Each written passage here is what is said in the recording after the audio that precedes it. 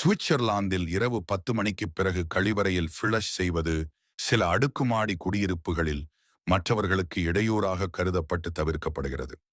சுவிட்சர்லாந்தில் சுமார் 1500 ஏரிகள் உள்ளன. நீங்கள் நாட்டின் எந்த பகுதியில் இருந்தாலும் அதிகபட்சம் 15 நிமிட பயணத் தொலைவில் ஒரு ஏரியை காண முடியும். குடிநீர் நேரடியாக ஏரிகள் மற்றும் பனிப்பாறைகளில் இருந்து வருவதால் இது பாட்டிலில் அடைக்கப்பட்ட நீரை விடவும் சுவையானது மற்றும் சுத்தமானது. பலரும் சுவிட்சர்லாந்து அல்லது ஜெனீவா தான் தலைநகரம் என்று நினைப்பார்கள். ஆனால் சட்டப்படி சுவிட்சர்லாந்துக்கு அதிகாரப்பூர்வ தலைநகரம் கிடையாது.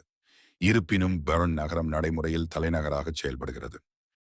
ஐரோப்பாவின் மிக உயரமான மலைச்சிகரங்களில் பெரும்பாலானவை இங்குதான் உள்ளன. குறிப்பாக ஆல்ப்ஸ் மலைத்தொடர் நாட்டின் 60% நிலப்பரப்பை ஆக்கிரமித்துள்ளது. சுவிஸ் மக்கள் உலகிலேயே அதிக அளவில் சாக்லேட் சாப்பிடுபவர்கள்.